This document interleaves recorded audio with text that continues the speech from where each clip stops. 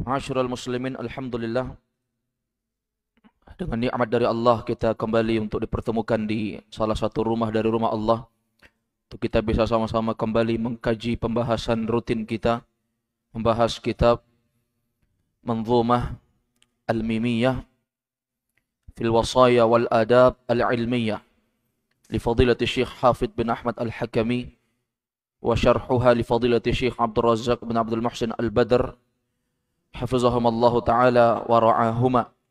Kitab yang membahas berkaitan dengan syair-syair, kumpulan hal-hal yang terkait pembahasan berkaitan dengan wasiat-wasiat untuk penuntut ilmu serta adab-adab yang ilmiah, adab-adab yang didasari dengan pembahasan yang terkait dengan ilmu agama yang mesti dimiliki oleh seorang penuntut ilmu. Di malam hari ini kita masuk menjelaskan bait, masih di dalam pembahasan bait yang pertama dan kita juga akan membaca bait yang kedua. Beliau Syekh Hafidh bin Ahmad Al-Hakami menjelaskan alhamdulillahirabbil alamin ala alaihi wa huwa ahlul hamdi wan ni'ami dzil mulki wal malakutil wahidis samadi al barril muhaimini mubdil khalqi min adami. Kita masuk di dalam penjelasan Syekh Abdul Razzaq wa qawluhu wa huwa ahlul hamdi wan ni'ami. Wa Allah Azza wa Jal adalah ahlul hamdi. Allah adalah Rabb yang maha berhak untuk mendapatkan pujian, wan ni'am, dan Allah adalah Rabb al-musdin ni'am, yang disandarkan kepadanya lah seluruh nikmat. Ini masih dalam muqaddimah. Ahlul hamdi, yang dikatakan sebagai ahlul hamdi, kata Syekh adalah ay al-haqiqu bi ayyuhmada jalla wa'ala, yaitu dia adalah Rabb al-haqiq, yang paling berhak. Al-haqiq itu bermakna ahaqqu, yaitu yang paling berhak. Paling berhak untuk apa? Ayyuhmada, untuk dipuji, jalla wa'ala. Allah adalah Rabb yang jalla, maha agung, wa'ala, maha tinggi. Wa qad thabata fi sahih Muslim fi ma yuqalu 'inda ar-raf'i min ar-ruku' ahlu tsana wal majdi ahaqqu ma qala al-'abdu, ay ahlun anta ya Allah wa haqiqun ay yuthna 'alaika an tumajjad. Qala Syekh Abdul Razzaq ibn Abdul Muhsin Al-Badr hafizahullah taala wa ra'ahu, kata beliau, dan sungguh telah terdapat di dalam Sahih Muslim, thabata, telah tetap, artinya disebutkan di dalam Sahih Muslim, fima yuqal, di antara doa yang dibaca seorang hamba, indar raf'i minar ruku', ketika seorang mengangkat kepalanya dari ruku'. Ini saat i'tidal. Di antara bacaan i'tidal itu, seorang memuji Allah dengan menyebutkan ahlus tsana. Dialah Allah yang paling berhak untuk mendapatkan as-tsana, pujian. Ini sudah kita sebutkan, ya, bahwa Allah Azza wa Jal ahlul hamdi, ahlus tsana. Wal majdi, dan Allah adalah zat yang paling berhak untuk mendapatkan al-majd, pujian. Ahaqqu ma qala al-'abdu, itulah yang paling berhak untuk diucapkan oleh hamba-hamba Allah kepada Allah Subhanahu wa taala. Yaitu apa? Kata beliau, ai ahlun, engkaulah Rabb, zat yang paling berhak, yaitu anta ya Allah, engkaulah ya Allah. Wa haqiqun ay yuthna 'alaika wa antu majjad, dan selayaknya engkaulah yang paling berhak, haqiq, untuk mendapatkan pujian dan untuk mendapatkan sanjungan dari hamba-hambamu. Ini maknanya ahlul majdi, yaitu Allah ahlul majdi. Allah adalah zat yang paling berhak untuk mendapatkan pujian dan sanjungan dari para hambanya. Wa qawluhu an-ni'am, adapun ucapan Syekh Hafidz bin Ahmad Al-Hakami bahwa Allah itu adalah an-ni'am. Apa itu an-ni'am? Ai musdin ni'am wal mutafaddil biha wahdahu la syarikalah. An-ni'am itu adalah sesuatu musdin ni'am yang memberikan an-ni'am. Ni'am jamak dari ni'mah. Ni'matun jamaknya ni'am. Ya. Beda lagi kalau apa namanya? Kalau disebut dengan na'am. Ini banyak orang salah penyebutan na'am, ni'am. Kalau dia Arab gundul, ini hati-hati membacanya. Seperti hadis Nabi SAW menyebutkan, "Fawallahi la ayyuhda bika rajulun wahidun khairun laka min humrin na'am atau ni'am?" Min humrin na'am. Bacanya na'am, artinya humrin na'am, unta merah. Ya, kalau dibaca humrin ni'am, ni'am itu jamak dari nikmat. Hati-hati ketika membacanya. Allah Azza wa Jalla adalah musdin ni'am, yang memberikan seluruh nikmat, apapun itu. Wal mutafaddilu biha, dan Allah lah satu-satunya yang paling berhak untuk memberikan nikmat. La syarikalah, tidak ada sekutu, artinya tidak ada teman, tidak ada yang membantu, seluruhnya murni kekuatan, kemuliaan, nikmat dari Allah Azza wa Jalla. Ini sering kita baca ini, landasan ayatnya. Wa ma bikum min ni'matin faminallah. Nikmat apa saja yang kalian dapat, maka itu dari Allah Azza wa Jalla. Tsumma qala rahimahullah. Kemudian Syekh Hafidz bin Ahmad Al-Hakami rahimahullah mengatakan, Allah adalah Dzil Mulki. Ini sekarang penamaan Allah Dzil Mulki. Wa huwa badalun min lafdzil jalalah. Dzil Mulki itu adalah badal, pengganti dari kata lafzul jalalah Allah. Maksudnya apa? Allah itu Dzil Mulki. Allah adalah Dzil Mulki. Ay sahibul mulki atau sahibil mulki, yaitu dia adalah Rabb yang memiliki al-mulk, kerajaan. Wal mulku yarji'u ila thalathati ma'anin, dan kerajaan, kekuasaan itu kembali kepada 3 makna. Ini ada makna yang perlu kita bahas di sini dan dibahas oleh Syekh Abdul Razak. Kekuasaan, kerajaan Allah itu kembali kepada 3 makna. Yang pertama, kata Syekh, al-awwal thubutu sifatil mulki lahu allati hiya sifatul 'azamah wal jalalu wal kamalu wal kibriya. Kata beliau, al-mulku, kekuasaan, kerajaan, makna yang pertama yaitu apa? Thubutu sifatil mulki, yaitu ketetapan sifat kekuasaan. Jadi kalau Allah dikatakan Dzil Mulki, Allah Dzil Mulki, Allah adalah zat yang memiliki kerajaan. Maksudnya adalah itu penetapan sifat bahwa Allah Azza wa Jal adalah Rabb yang lahul mulku, yang memiliki kekuasaan. Allati hiya sifat al-'azamah, yang mana kita sematkan kepada Allah Azza wa Jal sifat kekuasaan, bahwa Allah Azza wa Jal adalah Rabb yang maha berkuasa, maka itu adalah sifat 'azamah, sifat yang agung untuk Allah. Wal jalal, sifat yang mulia. Al-jalal maknanya mulia. Wal kamal, sifat yang sempurna. Wal kibriya, dan itu adalah bentuk keagungan Allah Subhanahu wa ta'ala. Seperti apa contohnya? Kal quwwah. Ini yang mesti dimiliki oleh Rabb yang berkuasa, al-quwwah, yaitu kekuatan. Ya, Allah disebutkan dalam Al-Qur'an itu dzul quwwatil matin. Innallaha huwar razzaq dzul quwwatil matin. Allah Maha pemberi rezeki dan Allah Maha kuat dan Maha kokoh kekuatannya. Wal izzah, Maha perkasa. Wal qudrah, Maha mampu. Wa nahwuha minas sifat, dan sifat-sifat yang lain yang dimiliki oleh Allah. Jadi ini penyematan sifat kekuasaan. Ya. Kalau misalnya seorang raja yang berkuasa di sebuah negara, maka dia memiliki kekuasaan. Dia memiliki kekuatan. Tapi kekuatan di sini bukan kekuatan zat. Ya, mungkin kekuatan bantuan dari orang lain. Tapi Allah memiliki kekuatan murni, zat Allah Azza wa Jal. Al-Izzah. Allah memiliki kemuliaan, keperkasaan. Maka ini semua dimiliki oleh Allah Azza wa Jal. La syarikalah, tidak ada sekutu. Qudrah, kemampuan. Ya.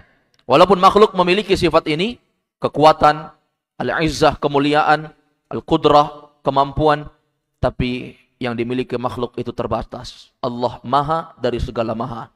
Ini makna yang pertama, yaitu penetapan sifat. Allah memiliki sifat dzil mulki. Yang kedua, adzani anna jami'al khalqi mamalikuhu wa abiduhu. Yang kedua yaitu makna dari al-mulk. Kata beliau bahwa seluruh makhluk mamalikuhu, itu semuanya milik Allah Azza wa Jal, wa abiduhu, dan hamba Allah Azza wa Jal. Ma'asyiral muslimin a'azzakumullah. Kemudian kata Syekh, muftaqiruna ilaih. Yang mana kata beliau, seorang hamba itu muftaqirun. Mereka senantiasa butuh kepada Allah Azza wa Jal. Senantiasa butuh kepada Allah Azza wa Jal. Wal muttarruna ilaih. Ini sama, yaitu mereka senantiasa membutuhkan sesuatu kepada Allah Azza wa Jal. Wala ghina lahum anhu tarfata ain. Dan mereka memang selalu butuh ya kepada Allah, dan mereka tidak pernah tidak butuh walaupun hanya sekejap mata. Makhluk seluruhnya butuh. Ya. Makhluk seluruhnya butuh kepada Allah. Dan Allah menegaskan dalam firman-Nya di dalam surah Fatir, Allah menyebutkan, ya ayyuhan nas, wahai manusia. Ini kalimat an-nas ya, datang dengan alif lam al-istighraqiyah. An-nas. Itu apa? Maksudnya seluruh manusia. Wahai seluruh manusia. Dari mana makna seluruh? Dari alif lam. Alif lam al-istighraqiyah. Alif lam yang menenggelamkan seluruh makna penamaan untuk manusia. Wahai seluruh manusia, kata Allah, antumul fuqara. Kalian semua adalah orang-orang fakir. Kalian semua adalah fakir, butuh. Fuqara itu adalah bentuk dari fakir, butuh artinya. Kalian semua adalah butuh. Namun ma'asyiral muslimin a'azzakumullah, maksud fakir di sini bukan fakir terhadap harta. Karena setiap manusia di antara mereka ada yang butuh harta, ada yang tidak. Tetapi fakir di sini kata para ulama yaitu fakir butuh dari pertolongan Allah. Kalau misalnya dikatakan wahai manusia, kalian semua fakir. Apa semua manusia fakir? Jawabnya tidak. Ada yang kaya. Ya, ada yang tidak butuh diberikan sesuatu oleh orang lain. Walaupun banyak-banyak orang kaya tetap suka untuk diberi. Fitrahnya manusia. Tapi maksudnya adalah al-faqir, mereka butuh terhadap pertolongan Allah. Ini ma'asyiral muslimin azab. Kenapa? Karena makna fakir itu ada dua. Ada butuh pertolongan, ada butuh hal. Ada faqirul mal, ada sesuatu yang jenisnya faqirul mal, butuh terhadap harta. Ini seperti yang Allah sebutkan di dalam Al-Quran, surah At-Taubah. Innamas shadaqat lil fuqara. Sesungguhnya sedekah itu sesuatu yang diberikan kepada orang-orang fakir. Ya. Sedekah sesuatu yang diberikan kepada orang kafir, wal masakin, dan kepada orang miskin. Ini maksudnya fakir harta di sini. Di dalam surah At-Taubah ini maksudnya adalah fakir harta. Itu surah At-Taubah ayat ke-60 tentang siapa-siapa yang diberikan zakat. Fakir yang kedua yaitu fakir dalam artian butuh bantuan. Dan inilah yang disebut di dalam ayat surah Fatir ini. Ya ayyuhan nas, wahai manusia, antumul fuqara, kalian adalah makhluk yang fakir, yang butuh pertolongan Allah. Wallahu huwal ghaniyul hamid. Sementara Allah adalah zat yang maha kaya lagi maha terpuji. Ini makna al-mulk yang kedua. Bahwa hamba itu milik Allah. Kalau tadi yang pertama, bahwa sifat kekuasaan itu milik Allah. Yang kedua, bahwa hamba itu milik Allah. Mereka butuh kepada Allah. Inilah namanya penguasa. Butuh hamba-hambanya kepadanya. Yang ketiga, dari makna al-mulk, kekuasaan, yaitu annalahu tadbirat an-nafidah. Bahwa Allah adalah Rabb yang maha memiliki hak untuk mengatur segala jagat raya alam semesta ini. Itu baru namanya al-mulk, kekuasaan. Anna lahu tadbirat an-nafidah. Allah adalah zat yang paling berhak untuk mengatur segala jagat raya alam semesta ini. An-nafidah. Yaitu apa? Semua ketetapan Allah itu pasti terjadi. Nah, ini mesti kita pahami. Bahwa segala yang Allah atur itu pasti terjadi. Dan andai kata pun segala sesuatu yang telah Allah tetapkan, Allah takdirkan itu berubah, maka perubahannya pun sudah ditakdirkan. Yaqdi fi mulkihi bima yasha. Allah Azza wa Jal adalah Rabb yaqdi, yang dia telah menetapkan fi mulkihi, pada kekuasaannya, bima yasha, apa saja yang Allah kehendaki. Ya. Allah kehendaki seluruh apa yang Allah mau. Wa yahkumu bima yurid. Allah adalah zat yang maha yahkum. Yahkum artinya menetapkan. Menghukumi, maksudnya menetapkan. Allah adalah zat yang maha menetapkan bima yurid. Segala sesuatu yang Allah inginkan. Yu'ti wa yamna'. Di antara bentuk Allah itu menguasai dan mengatur segala jagat raya, Syekh mencontohkan di sini. Kata beliau, yu'ti, Allah yang memberi, wa yamna', dan Allah juga yang mencegah seorang untuk mendapatkan pemberian. Ya tidak? 1001 orang pun berusaha untuk membuat si A, si Fulan menjadi kaya, nggak akan bisa, kecuali Allah takdirkan. Ya tidak? Kecuali Allah yang mengatur. Ya. Demikian pula ma'asyiral muslimin a'azzakumullah, ya. Segala sesuatu kita cegah agar seorang tidak menjadi miskin, tapi ketika Allah takdirkan itu akan terjadi. Nah, ini bentuk bahwa Allah itu annalahu tadbirat an-nafidah. Allah itu adalah Rabb yang maha memiliki, yang maha berhak untuk mengatur segala jagat raya ini. Kemudian kata beliau, wa yakhfidu wa yarfa'. Allah adalah zat yang maha merendahkan, wa yarfa', dan mengangkat derajat seseorang. Di dunia ada orang-orang yang Allah rendahkan derajatnya, dan ada orang-orang yang Allah tinggikan. Di akhirat juga sama. Ada yang Allah tinggikan derajatnya, ada yang Allah angkat derajatnya. Ma'asyiral muslimin a'azakumullah. Wa yaqbidu wa yabsutu. Ada di antara manusia yang mereka itu yakbidu. Yakbid artinya Allah sempitkan, Allah genggam, Allah sempitkan rizkinya. Ada juga wayabsutu. Ada hamba-hamba yang Allah lapangkan rizkinya. Ada yang Allah lapangkan rizkinya. Yuhyi wa yumit. Ada yang Allah hidupkan, ada yang Allah matikan.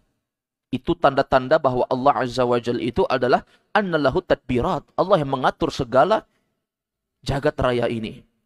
Wa ya'uzzu wa yudillu. Ada di antara hamba-hamba yang Allah Subhanahu wa taala muliakan mereka sebagai makhluk, wa yudil. Dan ada hamba-hamba yang Allah Azza wa Jalla rendahkan, hinakan mereka. Ini kekuasaan Allah. La radda liqada'ihi. Yang mesti kita imani, tidak ada yang dapat menolak ketetapan Allah. Enggak ada. Hatta para nabi tidak ada. Dan Rasulullah SAW, Muhammad SAW, Nabi kita Nabi Allah Muhammad SAW, beliau menginginkan pengampunan terhadap pamannya Abu Talib. Tetapi kalau Allah bilang tidak, maka tidak. Ya. Kisah yang sangat masyhur di dalam Sahih Al-Bukhari dan Sahih Muslim. Ketika Rasulullah SAW mendatangi wafat pamannya Abu Talib, ya, saat sakaratul maut. Maka kita lihat, Rasulullah SAW berusaha untuk mengislamkan pamannya. Tapi coba lihat, Rasulullah tidak mampu untuk memberikan hidayah. Karena hidayah itu di tangan Allah Azza wa Jalla. Rasulullah hanya mampu untuk memberikan hidayah al-irsyad, bimbingan. Adapun hidayah at-taufiq itu murni milik Allah Azza wa Jalla. Makanya turun ayat menegur Nabi SAW ketika Abu Talib mata alal kufri, mati di atas kekafiran. Turun ayat. Tidak pantas, kata Allah, untuk seorang Nabi dan orang-orang yang beriman, ayyastaghfiru, untuk dia memintakan ampun kepada orang yang sudah jelas-jelas mati di atas kesyirikan. Dan Allah turunkan ayat, innaka la tahdi man ahbabt.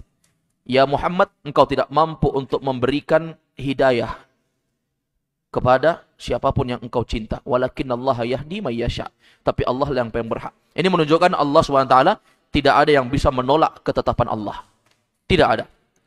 Wala mu'aqqiba li hukmihi, dan tidak ada yang bisa untuk menyalahkan hukum ketetapan kemauan Allah Azza wa Jal. Tidak ada yang bisa menyalahkan ketetapan Allah Azza wa Jal. Lahul hukmu fihi takdiran wa syar'an wa jaza'a. Ini yang mesti kita pahami ini, ma'asyirul muslimin. Allah punya hukum. Ada 3 hukumnya Allah yang perlu kita pahami. Bagi Allah lah hukum. Maksudnya Allah adalah zat yang maha menghukumi, menetapkan 3 perkara. Ya, ada 3 perkara yang Allah tetapkan. Yang pertama, ada namanya hukum takdiri, ketetapan takdir. Yang kedua, ada namanya hukum syar'i, ketetapan syariat. Yang ketiga, ada namanya hukum jaza, ketetapan balasan. Apa contohnya hukum takdir? Sebutkan oleh para ulama, hukum takdir itu seperti as-sihhah, kesehatan, al-marad, ya, sakit, al-hayah, kehidupan, al-maut, kematian. Ini namanya hukum takdir. Kalau Allah sudah tetapkan hamba ini sehat, sehat di hari ini. Kalau tetapkan hari ini sakit, sakit. Kalau tetapkan dia memiliki kehidupan, hidup. Kalau mati, maka mati.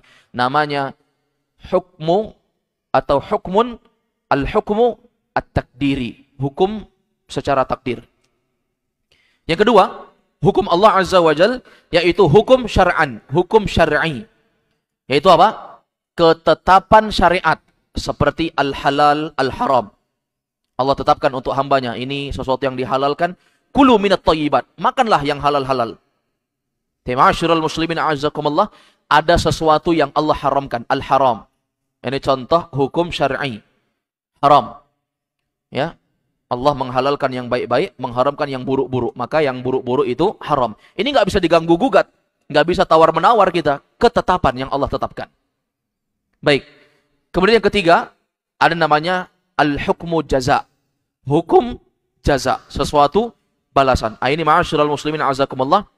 Sesuatu yang terjadi saat kiamat sudah tiba. Ya. Ada orang-orang yang mendapatkan jaza, balasan.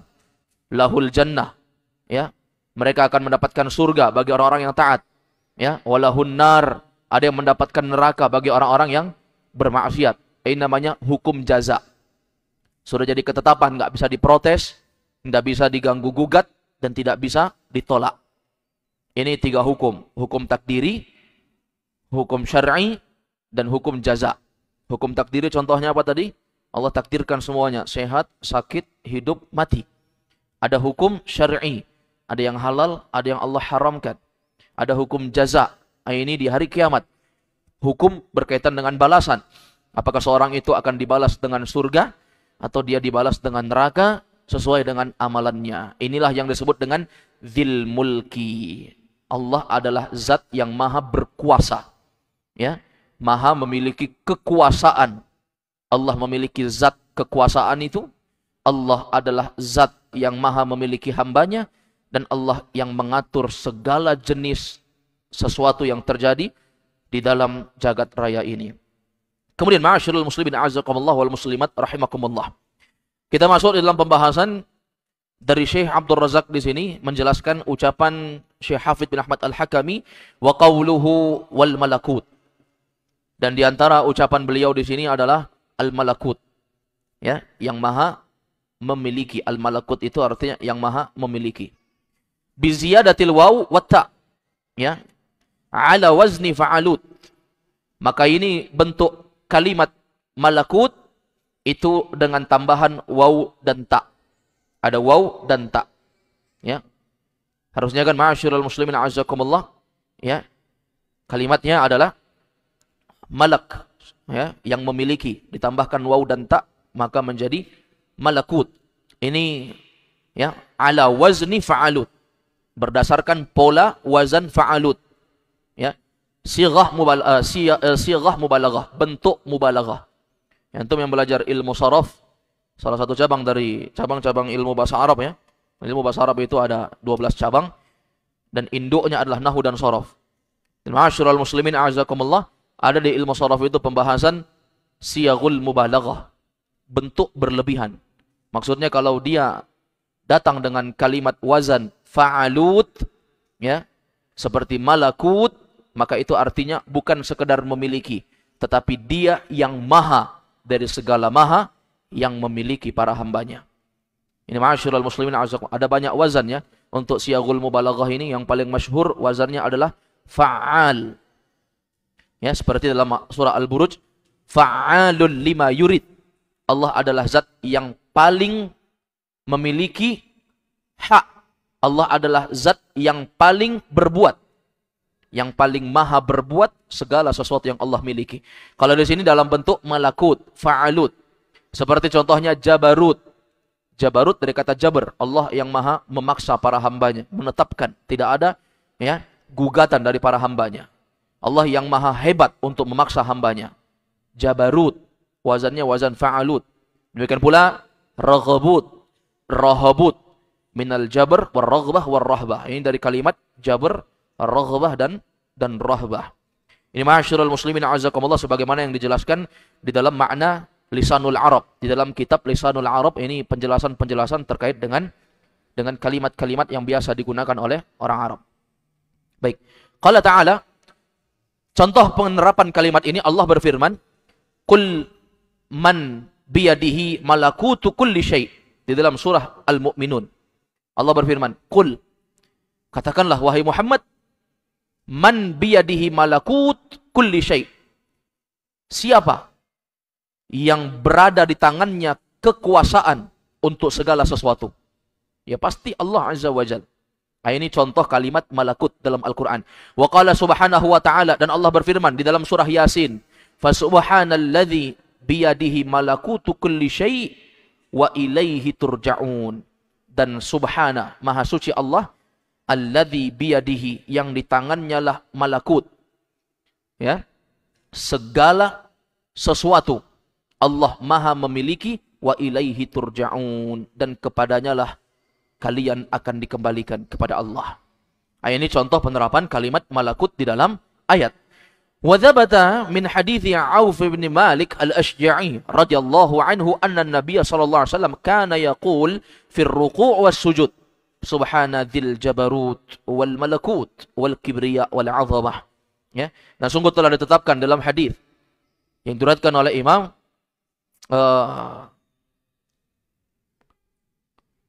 Imam Ahmad, demikian pula Imam Abu Daud, An-Nasa'i, dan hadis ini disahihkan oleh Imam Al-Albani, ya, rahmatullahi ta'ala rahmatan wasi'ah.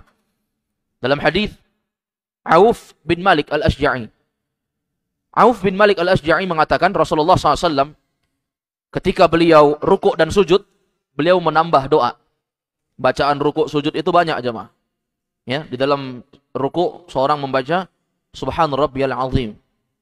Itu dibaca sebanyak 1 kali, itu yang wajib. Tanpa kalimat wa bihamdihi karena lafadznya dhaif. Demikian pula ketika sujud, seorang membaca Subhan Rabbiyal A'la, yang wajib 1 kali. 2 dan 3 itu hukumnya sunnah. Yang wajib 1 kali, yang termasuk wajib-wajib salat. Baik. Kemudian ma'asyiral muslimin a'azakumullah, boleh dia membaca doa yang lain. Subhanakallahumma rabbana wa bihamdika Allahumma ighfirli. Hadza fil ruku' was sujud. Boleh dibaca dalam rukuk dan sujud. Kemudian seorang boleh menambah doa yang lain.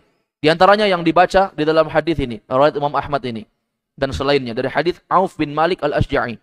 Rasulullah kalau rukuk dan sujud beliau membaca Subhana dzil jabarut wal malakut wal kibriya wal 'azamah. Maha suci Allah yang memiliki al-jabarut, yang maha hebat di dalam memaksa para hambanya. Wal malakut, yang maha memiliki segala sesuatu. Wal kibriya, Allah adalah zat yang maha memiliki kesombongan, kebesaran. Wal 'azamah, dan Allah adalah zat yang maha memiliki keagungan. Ini ma'asyiral muslimin a'azakumullah. Ini makna dari al-malakut yang dijelaskan oleh Syekh Abdul Razzaq bin Abdul Muhsin Al-Badr hafizahullah. Wa qawluhu, demikian pula yang lain dari ucapan Syekh Hafidz bin Ahmad Al-Hakami, beliau memuji Allah dengan kalimat Al-Wahid. Allah adalah Al-Wahid. Apa Al-Wahid? Wa huwa ismun min asma'illahi ta'ala al-husna. Al-Wahid itu adalah nama dari nama-nama Allah Al-Husna. Nama-nama Allah yang indah. Wa ma'nahu, adapun makna dari Al-Wahid, yaitu al-mutafarridu bi sifatil majdi wal jalal. yaitu dialah satu-satunya yang bersifat dengan al-majdi wal jalal, dengan kemuliaan dan keagungan. Al-mutawahhidu bin nu'util 'azamah wal kibriya wal jamal.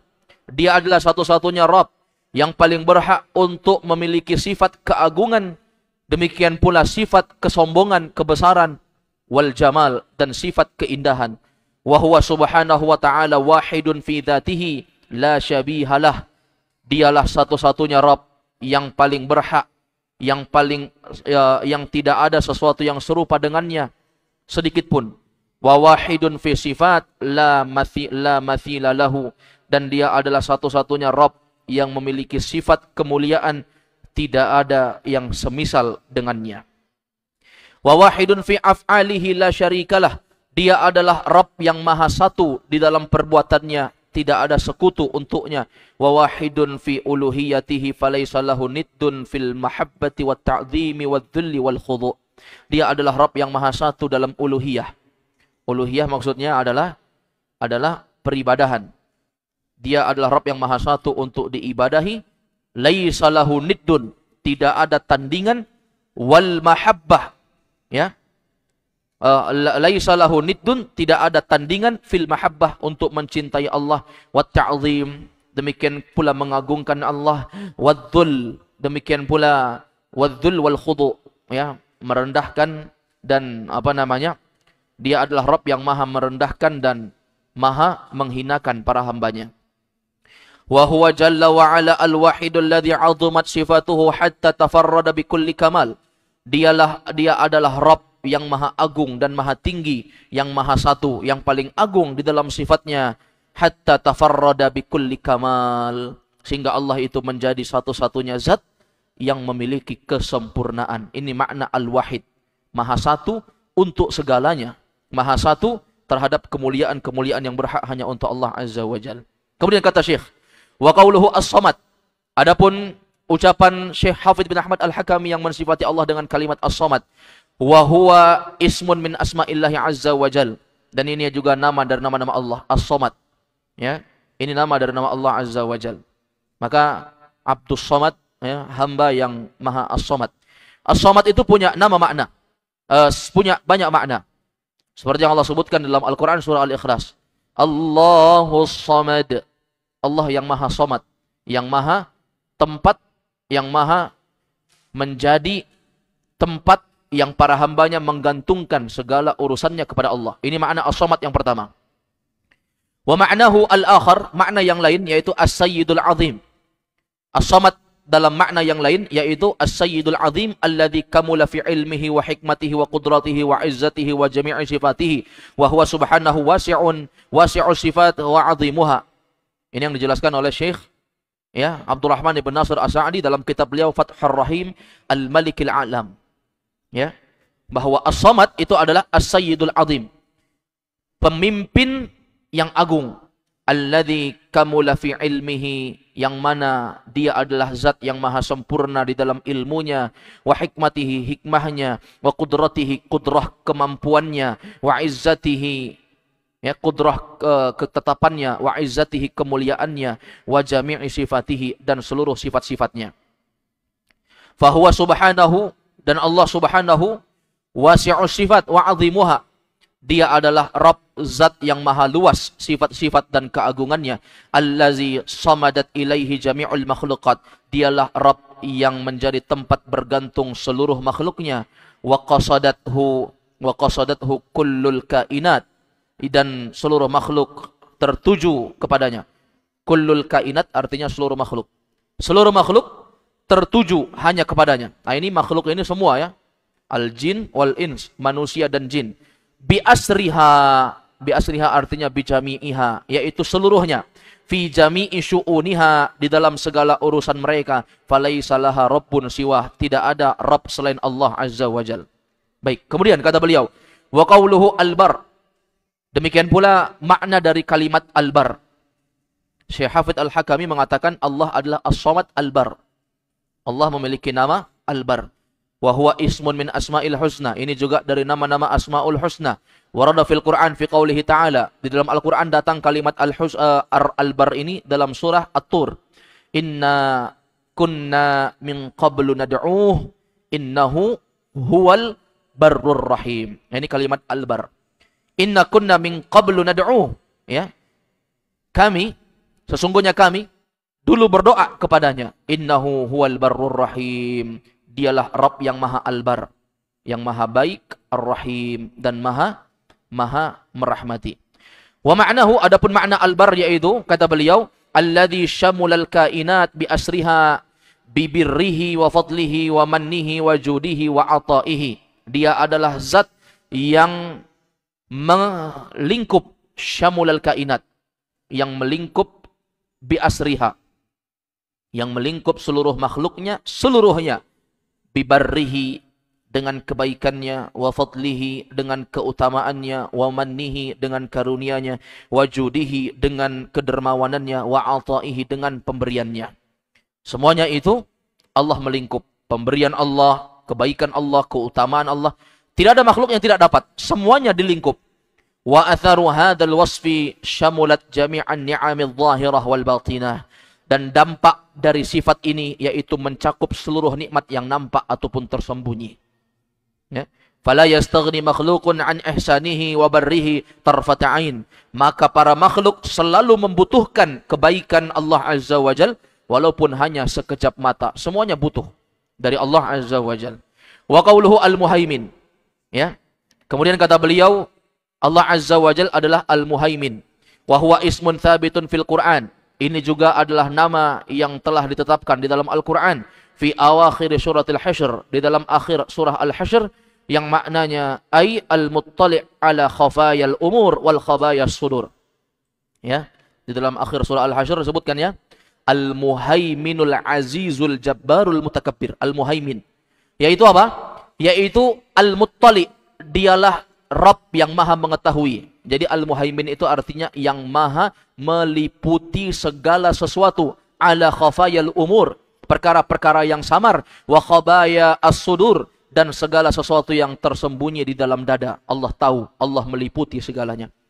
Alladzi ahata bikulli syai'in ilma, yang meliputi segala sesuatu dengan ilmunya, pengetahuannya, wa ahsa kulla syai'in adada, dan mencatat segalanya dengan catatan-catatannya.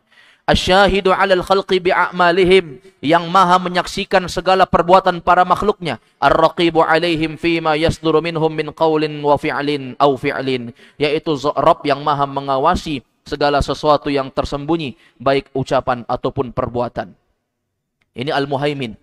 Allah memiliki nama al-muhaimin. Kemudian kata beliau, wa qauluhu mubdil khalqi min adami.